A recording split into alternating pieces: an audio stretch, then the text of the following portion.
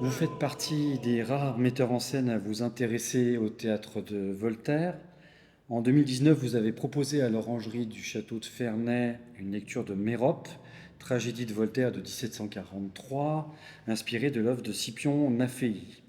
Alors, quel souvenir gardez-vous de cette expérience et pouvez-vous nous parler brièvement de cette œuvre? Je garde un souvenir formidable de cette expérience d'abord parce que c'était l'occasion aussi de faire entendre le théâtre de Voltaire chez lui, ce qui n'est pas rien, c'était extrêmement émouvant. Le château venait de rouvrir après des travaux. J'avais eu la chance en plus de participer à l'inauguration, de la réouverture de ce lieu extrêmement émouvant, parce qu'on a quand même l'impression d'être dans une maison. Le château de Ferney, c'est pas immense, et on a l'impression quand même que Voltaire nous attend dans chaque pièce. J'avais eu la chance de participer donc à la réouverture en présence du président de la République. Et puis, évidemment, jouer Mérope là-bas, enfin, en tout cas, une lecture mise en espace, parce que c'était pas qu'une simple lecture, on avait quand même une vraie volonté d'incarnation. Je pense que c'est la seule solution pour faire entendre ces œuvres-là. Ça a été une très belle expérience. Mérope, c'est une pièce dont j'ai entendu parler relativement tôt dans mon parcours, puisque je jouais Joas dans Athalie, au théâtre Hébertot, et il se trouve qu'il y avait à ce moment-là à Paris une librairie théâtrale rue des Moulins, dans le 2e, qui était tenue par un libraire extrêmement érudit et fou du répertoire classique. Et c'est par lui la première fois que j'ai entendu parler de Mérope, parce que c'était une pièce qu'il aimait beaucoup, et évidemment, sans doute y reviendrons-nous, mais les ponts avec l'œuvre de Racine sont évidemment assez évidents. Et donc il m'avait parlé de cette pièce, c'est comme ça que je l'ai lue, et c'est resté dans un coin de ma tête toujours. Et puis mon parcours a fait que je me suis aussi beaucoup intéressé au XVIIIe, aussi à des œuvres un peu oubliées. Mon appartenance également à la Comédie Française, où Voltaire reste un des auteurs les plus joués en termes de nombre de représentations, alors qu'il n'est plus joué depuis maintenant des décennies. Et voilà, c'est comme ça que j'ai eu envie, et que, en parlant avec vous, on a eu ce projet de faire entendre Mérope. C'est une pièce qui est effectivement inspirée d'un auteur italien, mais qui est en même temps très très empreinte de Racine, et surtout de la volonté de Voltaire de s'inscrire dans le grand genre à un moment assez charnière, puisque ça va être aussi la disparition de la tragédie. C'est ça qui est très paradoxal en fait. Donc c'est une pièce pour laquelle j'ai une grande tendresse, y compris parce qu'elle met en scène cette figure du jeune homme, de l'enfant, du fils, qui est effectivement un peu un prolongement de Joas, même s'il est déjà plus âgé, mais il y a de l'adolescence chez lui. Et c'est des personnages assez rares, en fait, ce lien aussi maternel fort. Et puis la manière dont Voltaire tisse toujours, comme Racine le fait, mais les passions amoureuses, des sentiments forts, et évidemment le politique. Alors justement, comme celle du pouvoir, et vous venez d'ailleurs de l'aborder, la question de la relation de la mère à l'enfant occupe une place centrale dans Mérope. Et vous venez de le souligner, l'influence de Racine y semble particulièrement prégnante. En interprétant le fils de Mérope, Égiste, aux côtés de Clotilde de Bézère dans le rôle titre, est-ce que vous n'avez pas immanquablement songé au rôle de Joas dans Athalie et celui de la reine dans Andromaque? Oui, absolument, parce que moi, ça a été pour moi un moment très important de jouer Joas. J'avais 19 ans, c'est dans une mise en scène de Catherine Alcover. C'est une pièce qui est quand même peu montée, peu connue, et ça a été aussi pour moi l'occasion de jouer pour la première fois les vers de Racine. C'était c'est comme si Égiste était un peu le grand frère, parce qu'il est quand même plus âgé, il est plus conscient, et surtout, c'est lui-même qui va tuer le tyran. Donc il est aussi celui par lequel la mort arrive, il n'est pas que l'image de la Renaissance, il est aussi l'image de la mort, et surtout du fait de faire disparaître l'oppresseur, ce qui est quand même très important.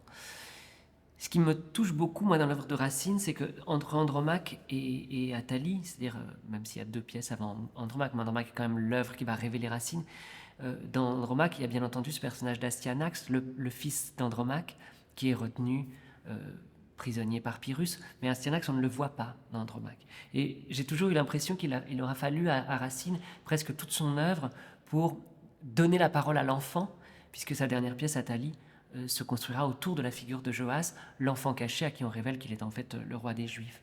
Et c'est comme si, dans ce cheminement que moi j'ai pu avoir dans l'œuvre de Racine, de Andromaque à Athalie, Mérope venait prendre la suite. Je pense que Voltaire serait assez heureux de cette suite-là. Mais donc il y avait une chose tout à fait particulière, et c'est vrai que j'ai eu aussi la chance, moi, de jouer Oreste dans Andromaque à plusieurs reprises, et notamment la Comédie Française sous la direction de Muriel Mayette.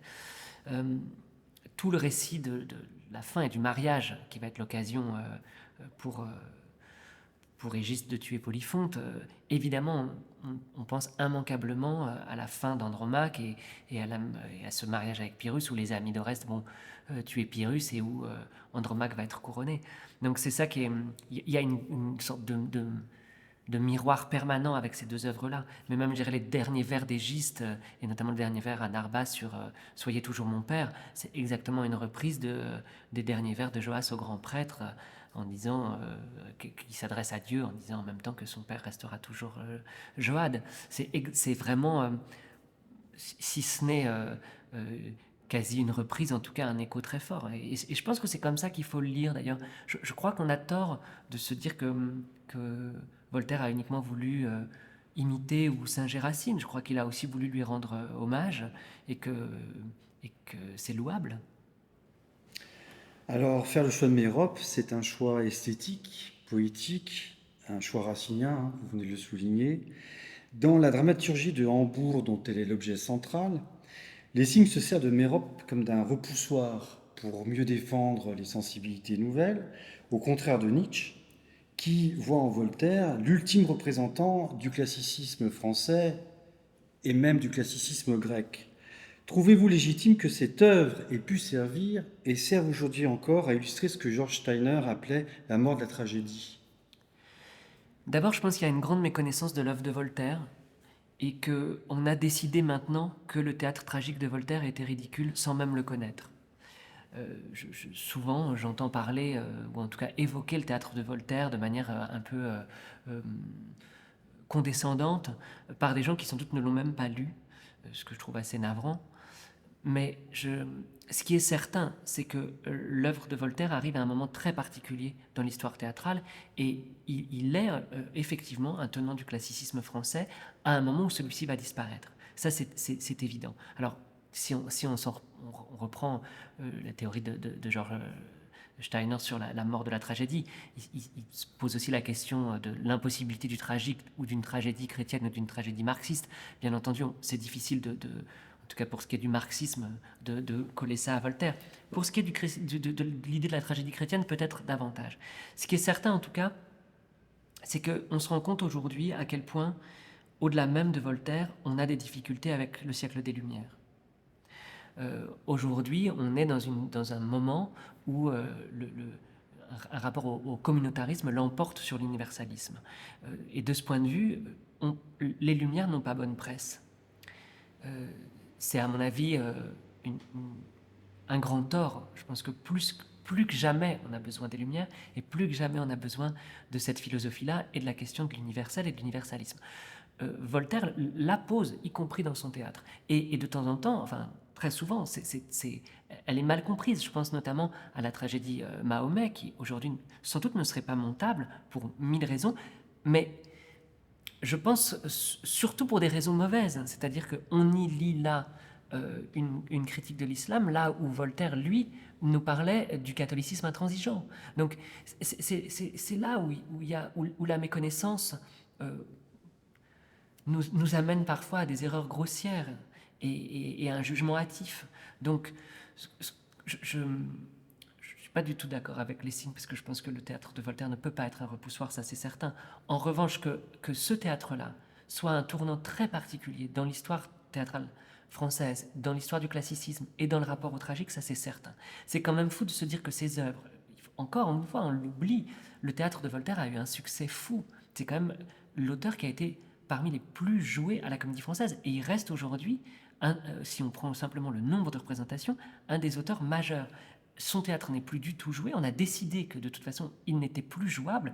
C'est là, à mon avis, l'erreur également, parce que d'abord, le théâtre de Voltaire est pluriel. Il y a des comédies, il y a des tragédies diverses.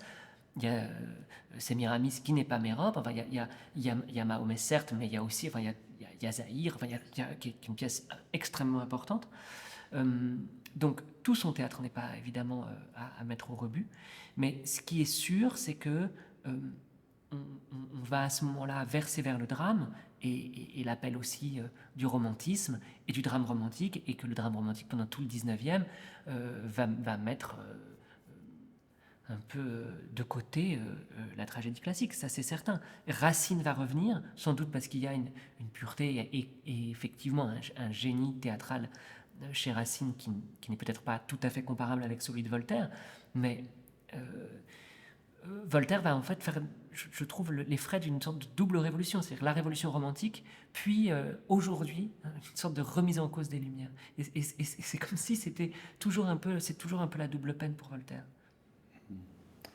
Né au théâtre avec Patrice Chéreau, je vous cite, comédien en français, vous dites « marcher sur deux jambes ». Mérope, par les enjeux poétiques qu'elle soulève, ne sied-elle pas à merveille à la double appartenance dont vous vous revendiquez? De toute façon, moi je dois mon apprentissage du théâtre à Patrice Chéreau. Il n'y a pas une chose que je fais au théâtre sans penser à lui, non pas pour faire du Chéreau, mais simplement parce que j'ai appris de lui et que c'est important de savoir d'où on vient, notamment dans ce métier. Et puis, bien entendu, la Comédie Française et mon attachement très fort au répertoire classique, qui, je crois, a aujourd'hui besoin d'être, si ce n'est défendu, en tout cas reconsidéré. Reconsidéré comme étant notre bien commun, et sans doute une manière forte de retrouver une capacité à être ensemble. Moi, je crois à la force du répertoire théâtral de ce point de vue. Patrice avait un goût extrêmement prononcé pour le répertoire classique, et notamment pour le 18e. Il était un grand connaisseur du 18e. Il m'y a amené, moi en travaillant à ses côtés sur Così fan tutte, et ça a été pour nous l'occasion de nous plonger justement dans ce siècle des Lumières et dans des grands historiens français. Je pense évidemment à François Furet, je pense à Mona Ozouf. Écoutez Mona Ozouf parler du siècle des Lumières, c'est une leçon de vie, c'est pas seulement une leçon littéraire. Donc évidemment, il y a eu ce chemin-là avec Patrice. On se souvient bien entendu de la manière dont il a exhumé la dispute. À ce moment-là, la dispute n'était pas du tout une pièce considérée comme elle l'est maintenant. Et de ce point de vue, a changé le regard qu'on portait sur Marivaux, qu'on voyait uniquement comme un auteur un peu précieux, un peu sucré, et dont il nous a montré à quel point c'était un auteur aussi extrêmement sombre et qui avait une capacité à mettre en scène les tourments de la passion, du désir et des enjeux de corps extrêmement importants. Par ailleurs, Patrice Chéreau est quand même venu très tard à la tragédie classique. Il l'a fait avec Phèdre. Il l'a dit lui-même, il était peu enclin à monter des alexandrins. Il en avait très peur. Il avait peur de ce qu'il appelait la pompe aspirante, disant qu'effectivement, si on commençait à se laisser embarquer, on pouvait un peu vider de sens la forme. Bon, il a montré à quel point il l'avait monté avec génie, avec Dominique Blanc, avec Éric Ruff, avec Marina Hans. Mais c'est vrai que ça a été très tardif chez lui. Même quand il a monté Molière, il n'a jamais monté d'œuvre en alexandrin. J'ai plus de goût que lui pour les alexandrins, ça c'est certain. Je dirais que oui, peut-être il y a un mélange. De toute façon, je ne me referai pas. Ce qui est sûr, c'est que mon autre école, c'est la Comédie Française, c'est cette fidélité au répertoire, c'est le goût pour les textes et pour les textes classiques, c'est aussi une considération pour ce qu'est la technique théâtrale, c'est-à-dire, oui, dire des alexandrins, c'est pas toujours commode, mais ça fait partie aussi de notre métier, c'est ça qui est magnifique pour un instrumentiste, pour un danseur. faire ses gammes, faire sa barre, ça n'a rien d'insultant. On peut aussi travailler sa technique quand on est comédien et on s'en porte pas plus mal. Donc oui, on peut jouer des alexandrins. Ce qui est certain, c'est que je crois que dans ma manière d'aborder la tragédie, ce que m'a enseigné, ce que m'a laissé Patrice, c'est le rapport à l'incarnation et le rapport au corps et le fait que ce théâtre-là demande de l'engagement corporel, demande de ne pas seulement ce que Marivaux, quand Marivaux parlait des comédiens français au XVIIIe, il disait qu'ils avaient l'air d'un bas-relief antique. On voit bien ce qu'il voulait dire, et il préférait de ce point de vue-là les comédiens italiens qui y mettaient tout leur corps, parfois sans comprendre ce qu'ils disaient. Il y a de ça, c'est-à-dire que moi je crois très fort aussi à la manière dont la tragédie doit s'incarner pour continuer à exister. Et pas seulement en faire un objet un peu abstrait, un peu lointain, en se disant c'est une langue superbe, et se laisser aller à la musique des vers. La musique des vers est effectivement perverse, en ce sens où elle peut nous endormir, nous emmener sur un autre chemin, et surtout nous faire perdre le sens profond qui, chez Voltaire, est grand, notamment politiquement. Donc oui, je sais pas si Mérope peut être le symbole de la manière dont je me suis construit. Ce qui est certain, c'est que je me suis construit comme ça et que je suis arrivé jusqu'à Mérope, donc c'est sans doute pas un hasard. Avant Mérope, vous avez proposé la lecture d'une autre tragédie de Voltaire, Sémiramis, dont le caractère spectaculaire, estimez-vous, nécessiterait une lourde machinerie. Qu'en est-il de Mérope? Et pouvons-nous espérer la voir un jour de nouveau monter sur les planches? J'avais monté cette lecture, là encore, lecture mise en espace, c'est-à-dire des lectures où quand même il y a du jeu, et certes les comédiens ont le texte en main. Alors c'est difficile parce que on n'est pas en train de faire du théâtre à moitié, c'était pas ça le projet, mais c'était quand même de donner un peu vie à ces œuvres-là. J'avais monté Sémiramis dans le cadre d'un partenariat avec le musée du Louvre qui m'avait demandé, à l'occasion d'une saison sur le 18e, de donner à entendre des œuvres méconnues d'auteurs connus. C'est comme ça que j'avais choisi de mettre en lecture Sémiramis, qu'on a eu ensuite la chance, grâce à vous, de donner à nouveau à Ferney. C'est une pièce qui est très différente. Elle arrive juste après Mérope dans l'œuvre de Voltaire. Et c'est une pièce, effectivement, c'est une pièce à machine, puisqu'il y a au milieu cet orage, il y a ce rapport à la nature. Et c'est assez fascinant. C'est-à-dire qu'on voit déjà de quelle manière la tragédie classique lorgne ou est elle-même modifiée par les débuts de l'opéra. Et à quel point, Lully a très bien réussi son coup, hein, de ce point de vue, à quel point l'opéra va l'emporter sur la tragédie. Et on peut revenir de ce point de vue aussi à ce que disait George Steiner sur la mort de la tragédie. C'est-à-dire que, encore une fois, le 18e est aussi ce moment de l'avènement de l'opéra baroque. Je pense tout à coup aux Boréades, à Rameau, etc., bien sûr, et l'importance que ça va avoir. Ce qui est drôle, c'est que cette pièce de Voltaire, Sémiramis, qui sera d'ailleurs portée à l'opéra plus tard par Rossini dans Sémiramide, lorgne déjà dans un mode théâtral opératique. Et c'est en ça où effectivement on se dit que ça demande des moyens, comme l'opéra demande. On le voit bien aujourd'hui, les productions d'opéra sont souvent des productions coûteuses, parce que c'est des productions à grand spectacle. Et il y a ça chez Voltaire. C'est ça qui est assez formidable. Il ne s'en tient pas seulement à une veine racinienne, il va au-delà, quitte effectivement peut-être à perdre un peu la tragédie dans tout ça. Mais Sémiramis est une pièce remarquable. Quand je disais que c'est une pièce qui demandait une production lourde, je ne suis pas sûr qu'aujourd'hui des programmateurs fassent suffisamment confiance au théâtre de Voltaire pour s'engager dans une pièce comme celle-ci, peut-être à tort, parce qu'il y a quelque chose de très shakespearien dans cette œuvre-là. C'est-à-dire que oui, ça demande du spectacle parce qu'on se libère aussi d'une relation à la règle des trois unités, tout ça. Effectivement, il commence à abroger tout ça, et il le fait assez génialement, notamment avec cet orage extraordinaire, notamment avec la présence du spectre. Là encore, évidemment, le spectre nous rappelle Shakespeare. Donc oui, il y a vraiment, je crois, quelque chose d'opératique dans cette pièce de Voltaire. Sans doute faudrait-il un jour la remonter. Mais peut-être que pour la remonter, il faudrait déjà en passer par une œuvre plus abordable d'un point de vue du coût, Mérope, qui... ça ne veut pas dire que c'est une œuvre moindre, mais qui effectivement pourrait demander une mise en scène moins onéreuse en termes de machinerie. Mérope, mais Zahir aussi, hein, on parle peu de Zahir, mais c'est quand même, à mon avis, les deux pièces qui aujourd'hui pourraient nous faire réentendre Voltaire, c'est ces deux-là. Euh, Est-ce qu'un jour Mérope retrouvera le chemin des plateaux? Je l'espère, sincèrement, parce que je trouve que c'est une pièce qu'il mérite. On l'a fait avec Racine, à faire réentendre des pièces.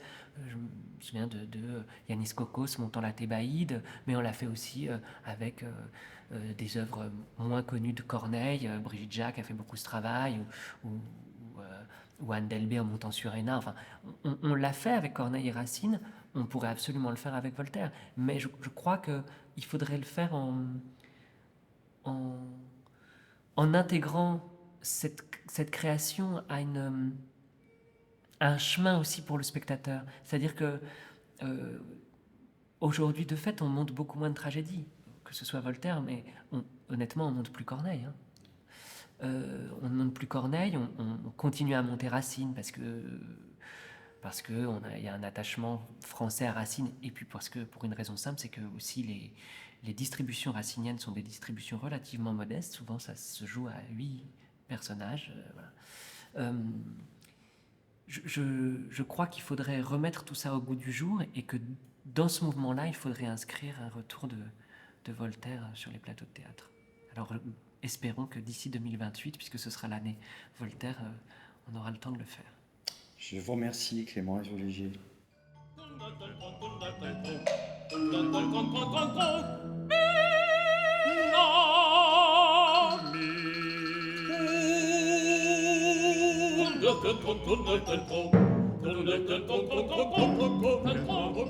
Thank you.